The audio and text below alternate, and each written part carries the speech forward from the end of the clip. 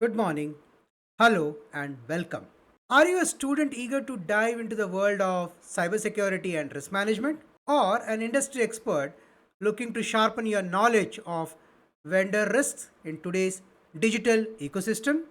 Or a curious mind fascinated by how organizations manage trust in a connected world? Then this video is for you. Join me as we explore the fascinating and crucial world of third party risk management or TPRM, where security, trust, and accountability converge in the age of outsourcing, cloud, and digital transformation. In this journey, we will break down and demystify the key pillars of TPRM, which includes the context and the drivers that make TPRM a must in modern cybersecurity. We look at the key components of TPRM framework tailored for digital and operational resilience. Then we will look at the cybersecurity risks commonly posed by third parties, from unauthorized access to supply chain attacks. We'll then go into the tools and technologies that empower organizations to assess, monitor, and manage vendors effectively. We will then touch base on the context of from a leading cybersecurity framework perspective like the NIST CSF, ISO, Audit, and so on. We will then try to understand the best practices that makes TPRM practical, sustainable, and audit ready. We'll then do a deep dive into some of the top laws, regulations, guidelines, and framework that governs TPRM in the BFSI sectors, which include RBI's, GDPR, CERTINs, DORAs, etc. We'll then have an analytical comparison of TPRM expectation across global standards like the FFIEC or COSO ERM, etc.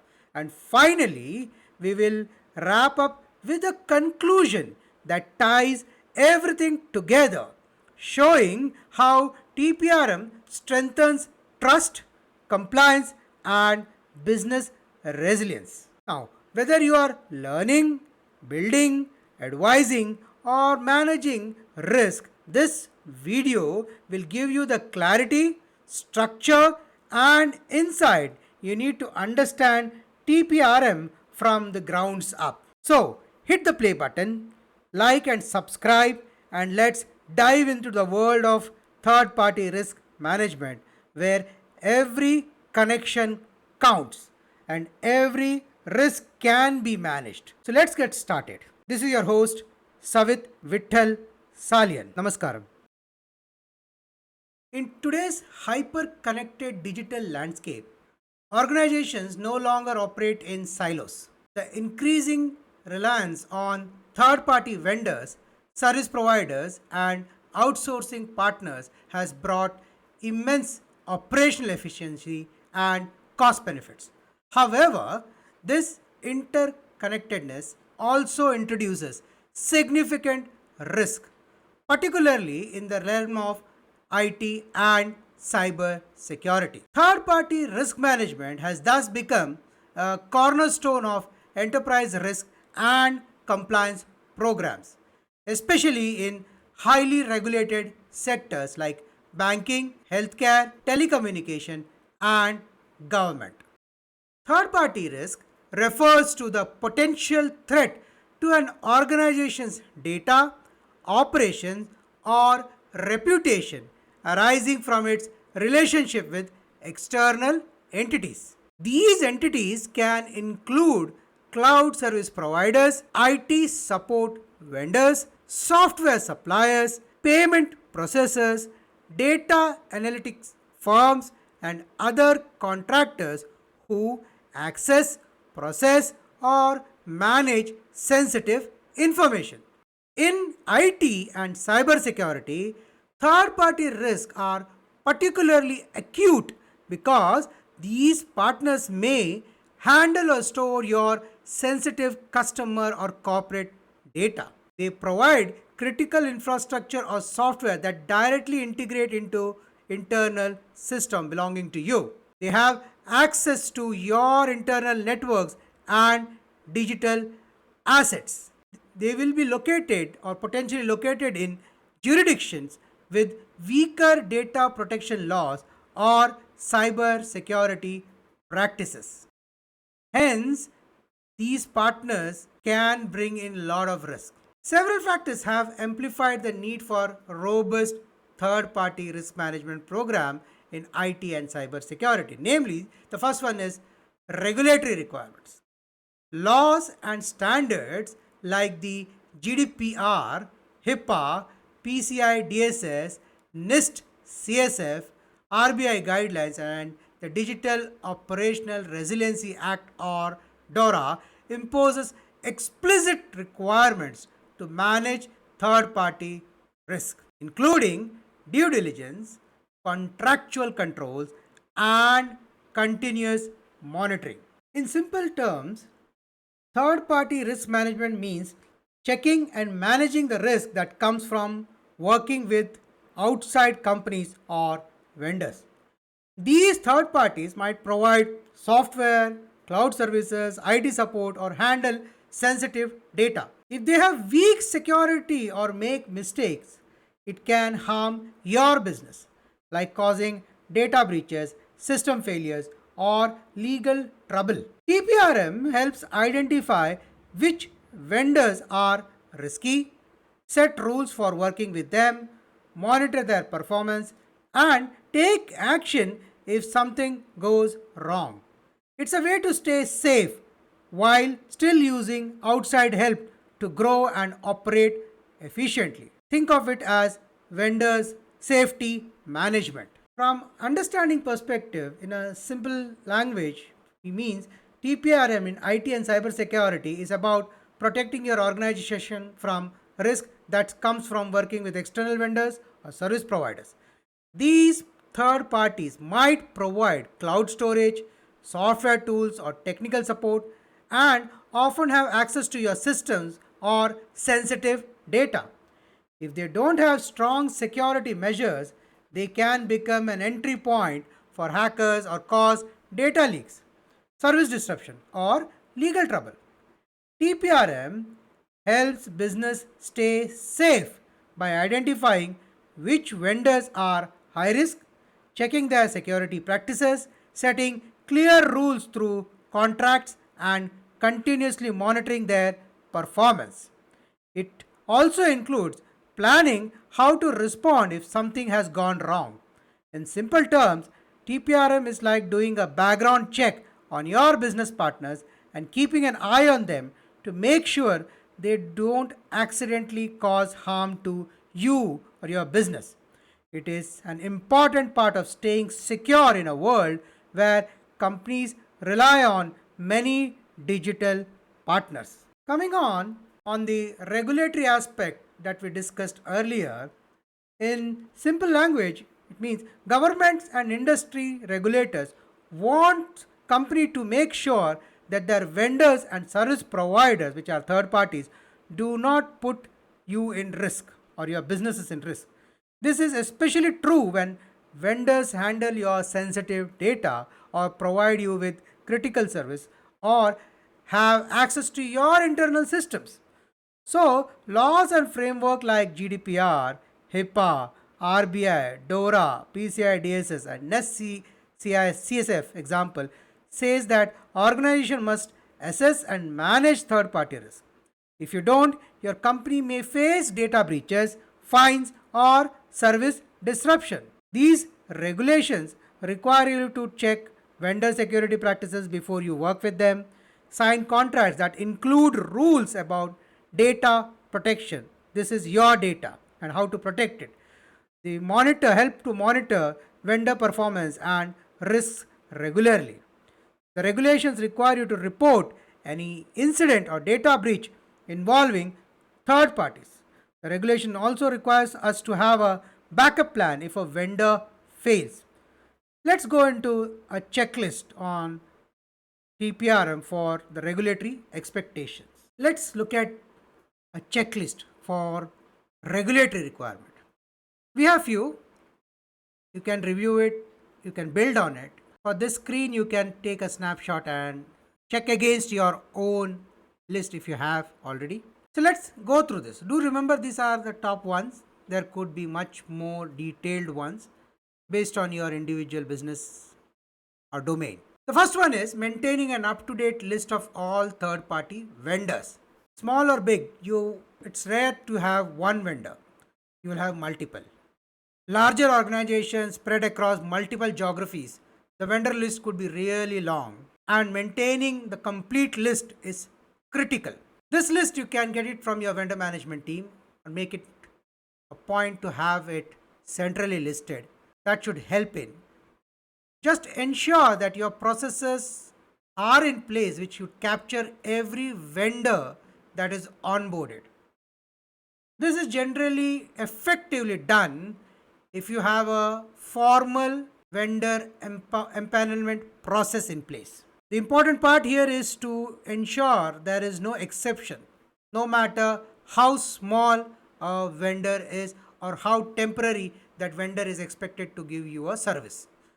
Having them onboarded through a formal process ensures you are not missing any vendor. The next part of onboarding, or rather before you onboard, is classifying the vendor on their risk, low, medium, high. What are these low and what is medium and what's high?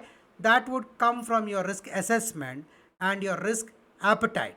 In this, pull in the experts in your organization, the risk management team, your business team, assess the services these vendors are providing, and what if that services do not perform or deliver. That's how the mapping would be. In this, the recommended approach is to bring the experts, which are your risk team, risk management team, to review this. Then your business in engagement with risk team will be able to get to the right risk rating, or at least closest to the possible risk rating. The next is conducting security assessment before onboarding the vendor. So before you sign up for the complete service, assessment from a security perspective is a must.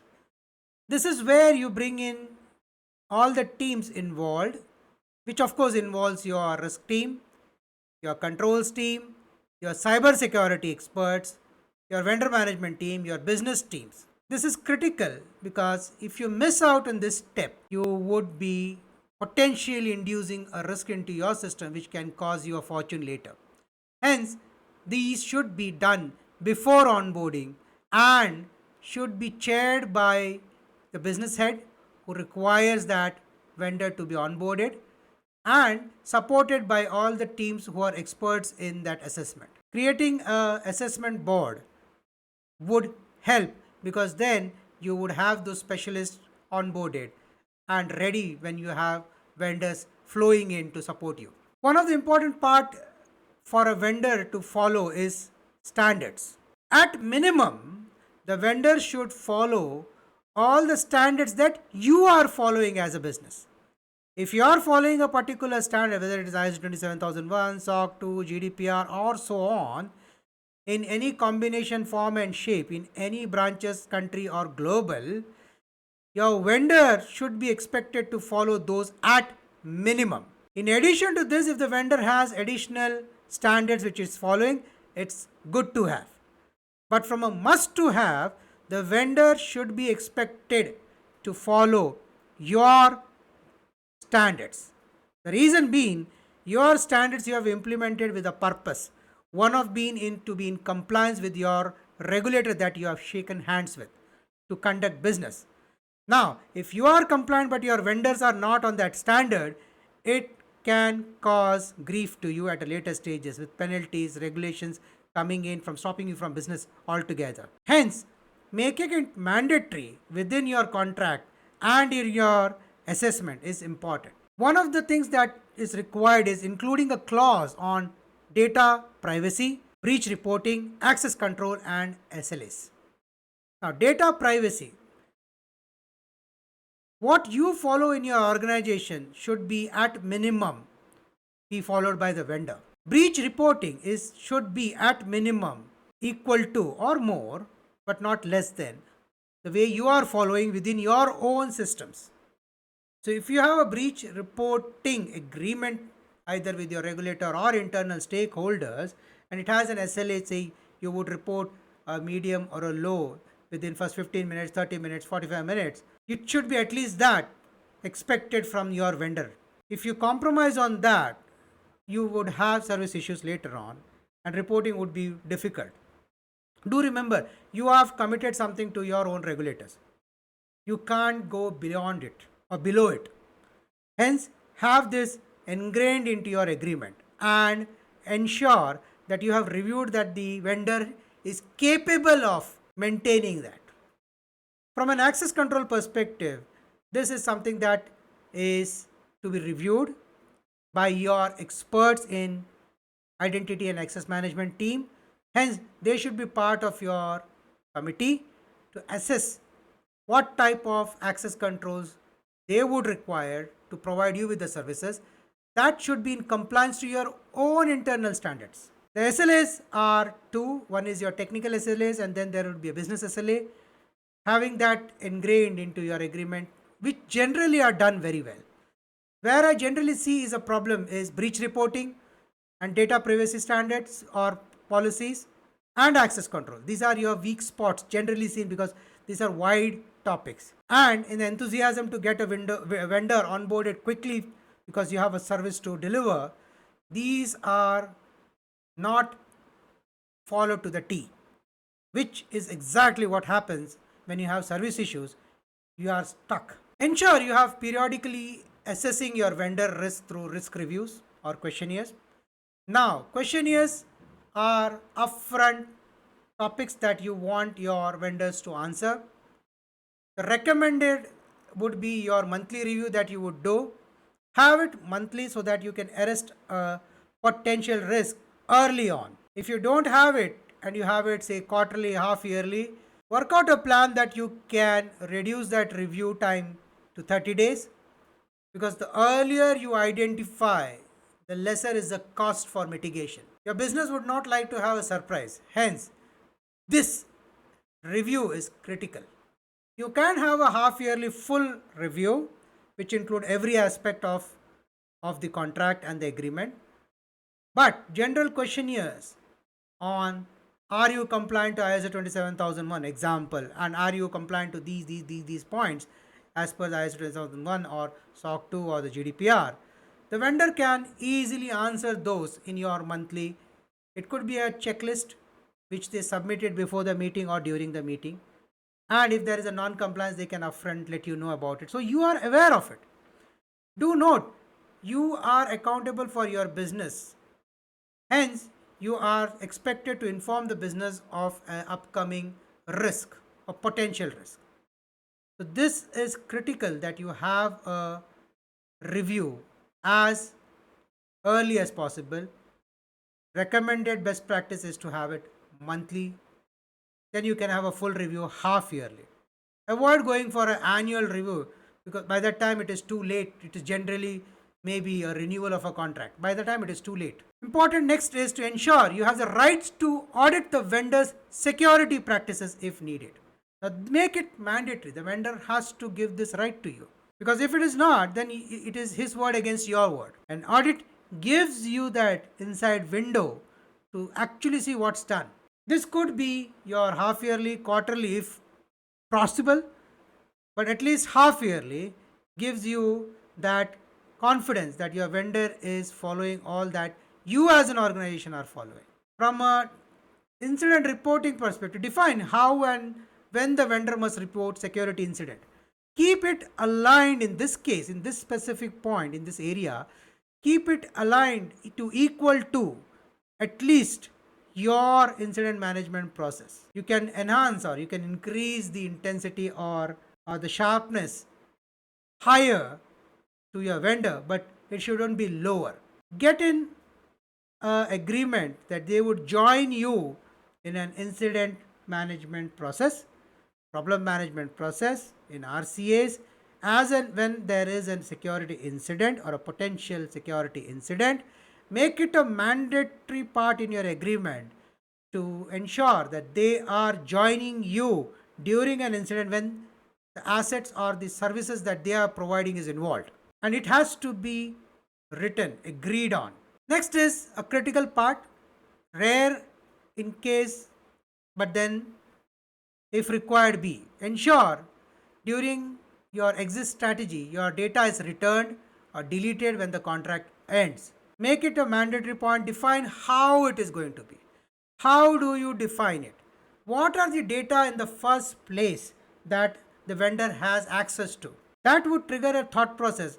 During the life cycle of your engagement with the vendor, how are you tracking what data are shared with the vendor? What data was deleted or what data was returned back, and what is the residual? Without this, you can't have an exit strategy completed, because during the life of a vendor engagement, now this could be few months, years, or decades, generally there would be data with the vendor that you would have missed out, you forgot, people have changed, but the data was never returned back and you don't have a record. Hence, data sharing that need to be in place and a audit trail on what was given to the vendor at what point of time, how many has come back, what is pending, is critical for the exit strategy. This is generally seen as a very weak point of governance. Hence, having a governance structure on this data sharing helps. Recommended to have some form of an automation so it can be tracked. The last is keeping records of assessment, contracts, monitoring action for audits. This is key. If all the above are done and recorded, you should have this in place by now. Having said that, do visit your regulatory requirement checklist. Take this as a reference and see what's in, what's not. Where's the gap? What is your current state and where you intend to reach? So that's your checklist for this specific topic. Next is supply chain attacks. High profile cyber security incidents like the SolarWind breach, KCR ransom attack, and some other breaches that has happened highlights how attacker exploits third party vulnerability to infiltrate otherwise a secure organization. In simple language, a supply chain attack happens when a hacker targets one of your vendors or service provider, not your company directly, to get into your system. These third parties often have access to your data, software, or network. If they have weak security, attackers can sneak in through them, like using an unlocked side door. Example in this one of the breaches, hacker inserted malware in their software updates. Thousands of companies installed it, unknowingly giving access to the hackers. It's a backend access. So even if your company has strong cyber security, your vendor can become your weakest link. That's why supply chain security is now a top concern in TPRM. Let's look at a checklist to protect against supply chain attack. We have few. Starting with, ask how the vendor is building, testing, and securing their softwares. Do ask. How are they doing their code signing? How are they having their security, the CI/CD in place? When you ask, you come to know about it. Bring in your experts who understand software development into this. Make them aware of your requirements so that when they are having a review with the vendor, they are asking the right questions. Limit the vendor's access to only the data in the system they truly need. Now, this is critical because it is about understanding what the vendor need in the first place. If that scoping is not in place, you end up giving vendor more than they are required to. And in worst case scenario, and this is generally lazy approach, we give them vendor full access and we quote that we have a end user agreement. Now that's a lazy approach. You might have an end user agreement, but then you are exposing yourself to a risk, a serious risk. Your end user agreement is not going to save your reputation when there is a breach. Hence, take an effort to understand what the vendor would need from your system. so that you can restrict what access they have. Check out if the vendor applies their patches, security patches. Do ask them what is the process policy on their security patch. At what frequency? Do they have a frequency? What happens to 0 day for their applications, for their assets? They should have equal to or better than what you have for your own assets. So, your own internal patch management process is the baseline. Expectation from a vendor should be to minimum meet your baseline and then scale up. This is your vendor, you can demand, and the vendor would generally have to oblige because it's you who are providing the business at a reasonable level. But having something below what you have should be a strict no. It's a straight rejection of that vendor. Careful, because one is agreeing and second is ensuring that they are in compliance. Hence, your periodic check that we discussed in the earlier checklist comes into play. Ensure your APIs, plugins, and tools from the vendors are reviewed before use. Before onboarding of anything from a software perspective or plugins and APIs, have it reviewed. First, check out how do your vendor is reviewing. What is their process? What is their policies? But the recommended is they should have something which is equal to or better than you. And the best approach is let them do it and then pass on to you for your checks. It could be sample based, it could be everything. It will add to cost and time for delivery or bringing things into the market faster, but it ensures that your products are secured. Subscribe to alerts on the known vendors, vulnerabilities, or breaches. This is your own role, your organization's role, to keep an eye on the vendors and their products from external information that is there in the market. You would get great insights on this. Make sure your incident response plan includes third-party attack scenarios. It's just not about you, but also the attacks which can come into your vendors. You need them to inform you about an attack which would have happened in their estate because they are connected to you. The fire, if it touches your vendor, can touch you over a period of time. Hence, you would like to know so that you can prepare. So make this part of your agreement. Review vendors' reputation, breach histories, legal regulatory compliance. Now, this is even before onboarding.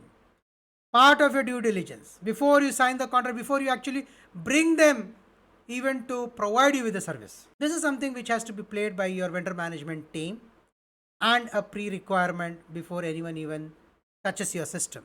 Confirm if the vendor follows industry standard or what standards are they following. Do they have any? But before you get those vendors, they should at least follow your standards, the standards that you are following, that you have agreed with your own internal regulators, internal and external auditors, regulators who's giving you the license to do business in the country or space. So your vendor should be at least having those standards in place before they are onboarded. Check out if your vendor relies on any other vendor. This is your fourth party. In unfortunate cases, fifth party or sixth party. Have you asked them about it? This could only possible in your pre-assessment. Do not go beyond it. Go for a total information on is your vendor relying on some other vendor to provide services to them, in what form and shape, and how those affect you. That is something you would have to review. But what you can ask and you should ask is your vendor on visibility of their vendors. Check if the vendor carries cyber liability insurance, especially for critical services. Now this is a new thing in the market for last few years. If that is there, it helps you during service issues, service disruptions. So bring in your experts, bring in your legal team for this conversation so that they are asking the right questions with your vendors. Check against your vendors' insurance policies. Check out what liabilities are they covering so that it helps you in your business in case of a disruption caused by that vendor. Next is cloud and digital transformation. As organizations move to cloud native models and software defined infrastructure, the attack surface expands, increasing dependency on external service providers. In simple language, as companies move to cloud and adopt digital tools to work faster and smarter, they start using more external service providers like cloud platform like AWS, Azure, SaaS apps like Zoom, Salesforce, etc., and automation tools. These providers handle your important data, run your critical system, and make connect directly to your network. This shift brings great benefit but also new risks because you don't control how cloud vendors protect your data. One small weakness in their system can affect your entire business. Their downtime or breach can shut you down too. So, TPRM helps you keep track of these digital vendors, making sure they are secure and plan for any failure or cyber incident. Let us now look at checklist for managing cloud and digital transformation risk in TPRM. What to check? First is listing all the cloud providers and the SaaS apps used across your organization. This is your inventory, this is your assets. List it out. Generally, this is a part which is weak. While we might have listed most, even if you miss one, is a good enough concern and equal to you might miss 10. Hence, having a foolproof mechanism which is achieved only through your formal onboarding process. The way you onboard your assets is what you should be following for these services, whether it is cloud provider or SaaS apps. How do you onboard? Is your asset management process. You can reference my asset management video. It provides you some insight. But if you're a large organization, you would already have that process in place. Just check out whether your current process of onboarding cloud provider and SaaS apps are in place. The way you onboard your assets and how you are doing it for these new gen technologies. Do a risk assessment, do a pre-assessment, do a testing to see if there are any ways that these can be missed out. The next is classification. You should know what kind of data are stored or processed by each cloud provider. Now, this is where you will shake hands with your internal business teams, your risk management team, your cybersecurity and information security team, and you would be classifying it, not the vendor. You would look at the data that you are giving to the vendor or vendor is hosting on your behalf. Your definition should take precedence over the vendor, and vendor should be in line with your classification. The vendor can have a higher classification than you, but it can't be lower. Next is ensuring how authorized persons and systems can access your cloud services. But here, who is authorized? How are you reviewing people for what authority they are bound to get vis-a-vis the role they are playing? How do you control that tap? Is there a tap? Is there a process in place? Is that process agreed between you and your vendor? Because you would think that it's in place, but the vendor would have no idea about it. Or they might be following their own sweet process, which causes harm as you run your BAU. So, what authority you have provided or what are the providers entitled to should be very clear so that they know their limits, which is defined by you. Next is verifying whether data are encrypted or how are they encrypted during transfer and storage. Look at the technologies that they are using. They should have these technologies or encryptions of transfer and storage equal to what you have or better. Do review, even if it is better. What is that? How is it in line with what you have? Next is ensuring your vendor follows the standards. It Could be ISO, GDPR, HIPAA, or RBI based on the business and the location that you are in play. As mentioned in my earlier checklist, this would come regularly. So, what you follow as a compliance checklist should be at minimum at play with your vendor, nothing less than that. Understand what security part are handled by you versus the cloud. Now, this is an area which is generally in debate. That's in debate because you signed the contract, you signed the agreement, you started a business without agreeing to this completely. You assume the other party understood it. Please have this as your top priority so that there is no back and forth. Have everything written, articulated, and ensure it's understood. But the last thing you want is during your service agreement, service BAU or issues, you have disagreement in calls, fighting over who does what. Avoid that, and it can be only done when the due diligence is agreed well in advance and documented and signed by both parties. Next, confirm whether vendors have a backup and disaster recovery plan. Generally, they would, but are they tested? Have you tested them? Now, this part, have you tested it, is something which is found to be weaker. So, this test should be in line with your own internal frequency of testing your own assets. When you have your half yearly drill, annual drill, similarly, you should have an equivalent or they can participate in your backup and disaster recovery.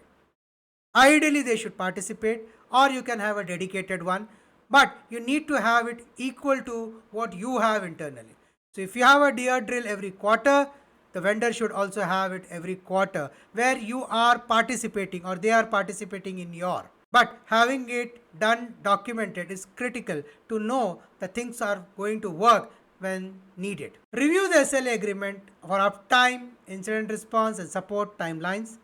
This is generally done well, but put an extra eye onto this when you are signing it, especially the experts from the BAU team, because they are the one who would be doing the firefighting during support or during incident.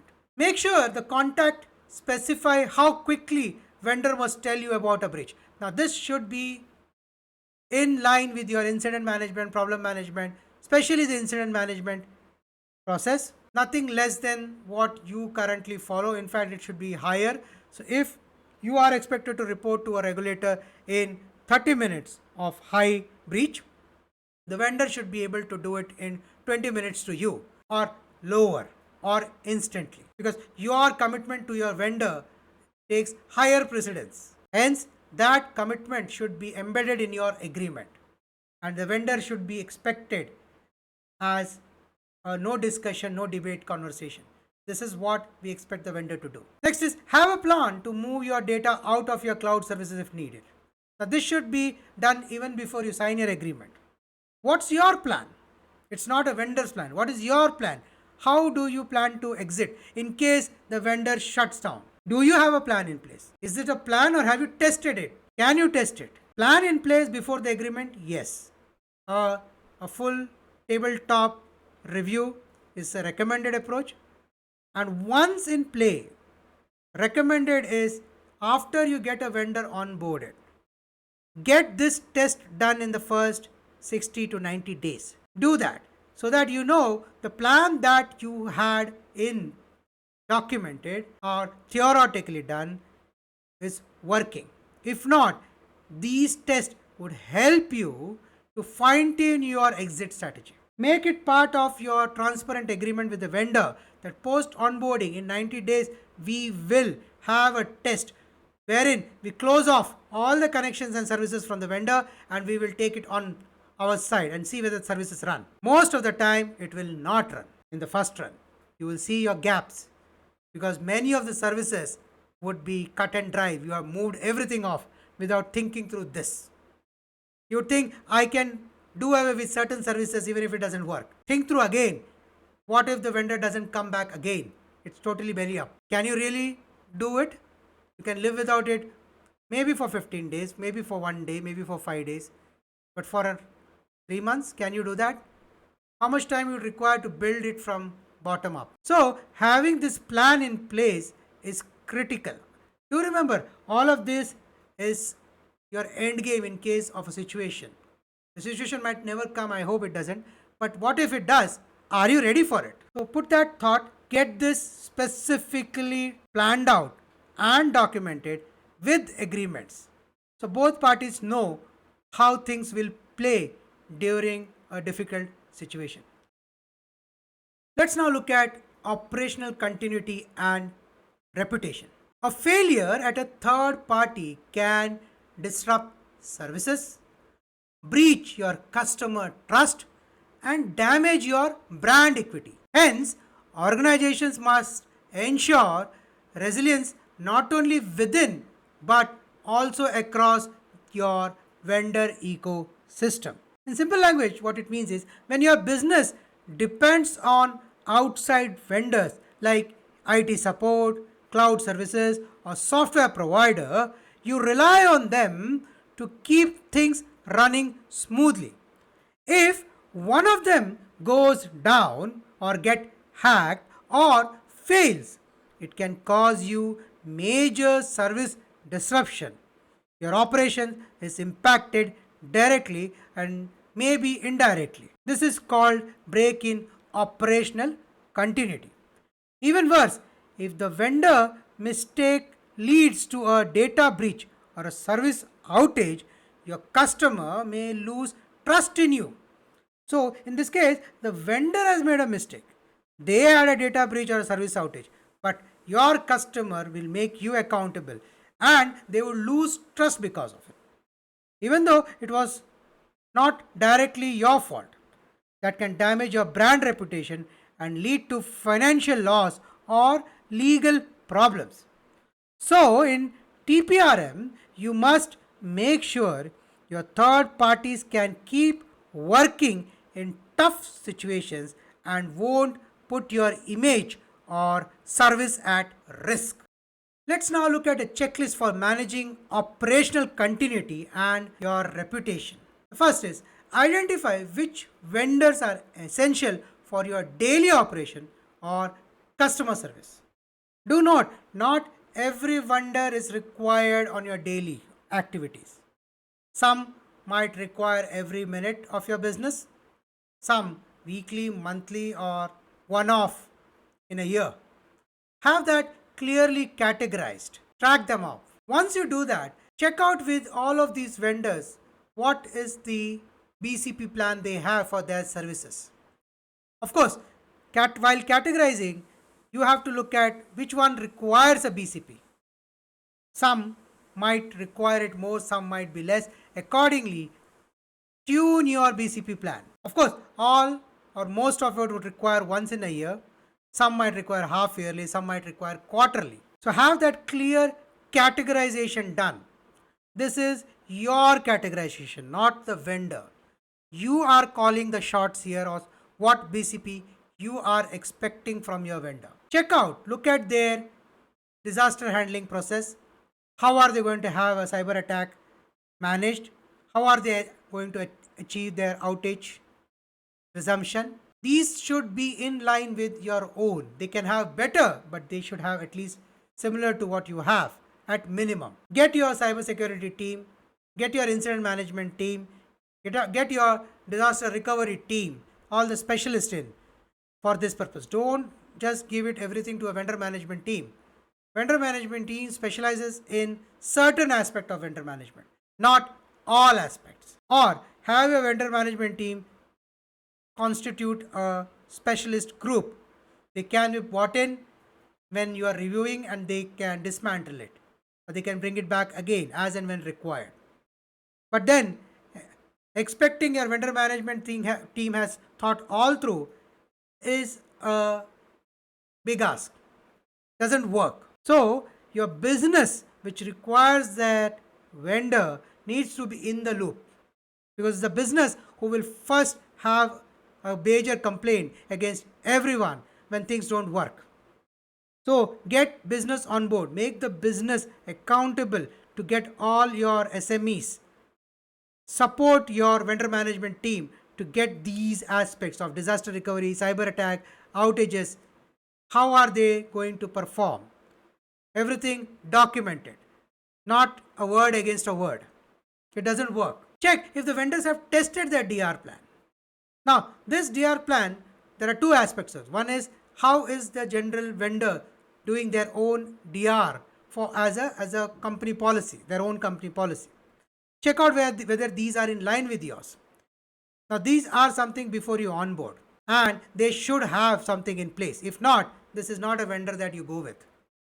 Once you look at their DR, you can get a clear insight on what type of a vendor you are onboarding. How much of a thought process have the organization or the vendor invested in this space? You would get a clear view about the depth or the quality of your vendor. A DR plan which is well documented gives a very strong indication on the management of that vendor. Having said that, once you have that in play, check against your own requirement and your own policies and define and dictate what you want your DR plan to be in. Ask if the vendor have backups. What is their backup policy? What is their secondary data center? What are the alternative service path? Now this is where we miss in many cases. Their vendor might declare they have X number of data centers. Check out their relevance against your business. If you have a service running from a particular data center and the vendor declares they have 10 data centers, are those 10 supporting you? Or is there a plan which says if one fails, number 2 will come into play or number 6 will come into play? What is the sequence? What is the process? Do not take it for the word what the vendor says. Check against it. Look at the architecture diagram against your requirement, your data. This is before and after. And then during your DR plan, check out whether that's how it is working or not. Alternative paths.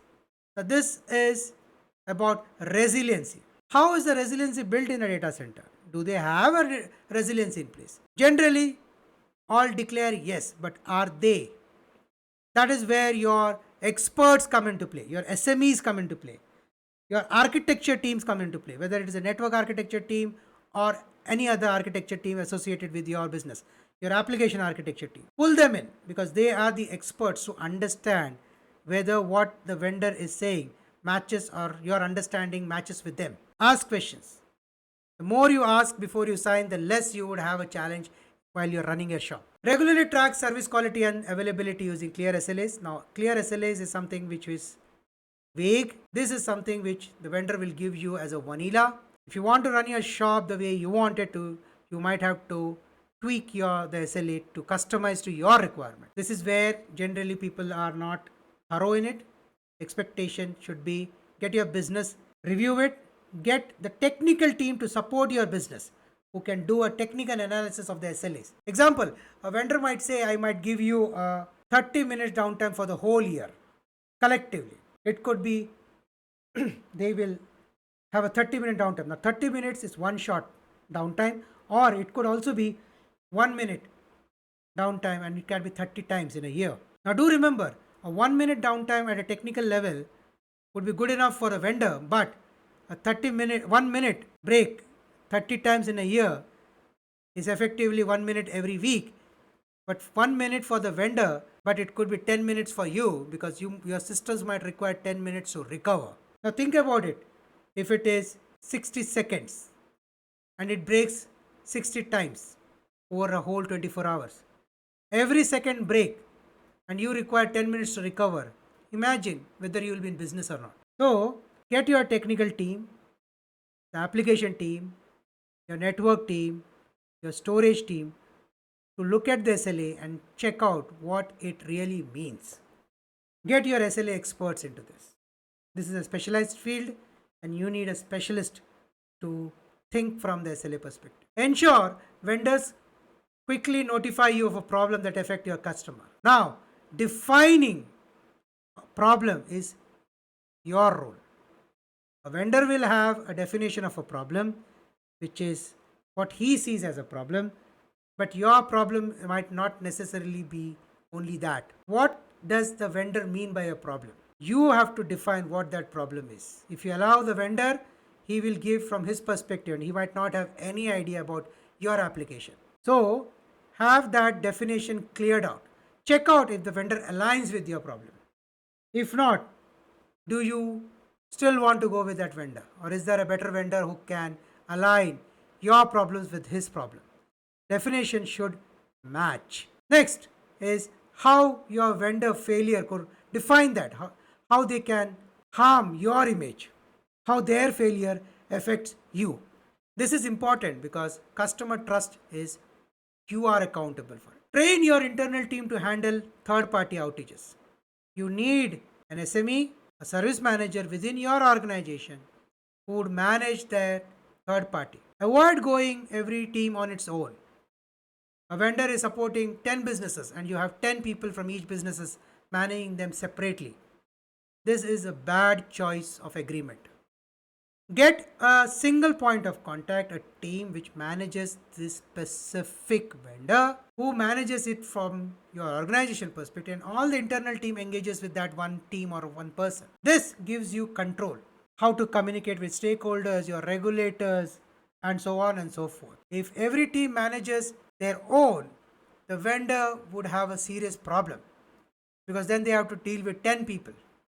And assume a situation where multiple service disruption caused by multiple teams. Imagine how your vendor would be. He would be spread thin, he would break. Service disruption would affect everyone. Prepare how you are going to have a public management of an incident caused by a vendor issue.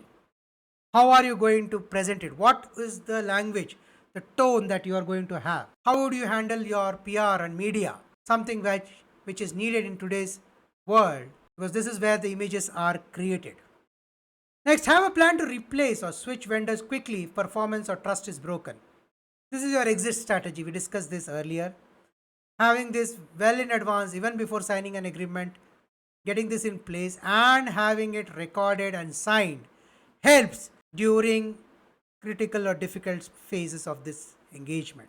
It can be really difficult during exit. Lot of legal hassles if this is not handled in the early stages. With this, we have reached the end of part 1. We covered the context and the drivers. We have looked at various aspects and the checklist of the drivers. Hope this helps with your understanding and planning. Let's catch up in part 2. Thanking you for being with me for part 1. This is your host, Savit Vittal Salian. See you in the next part. Namaskar.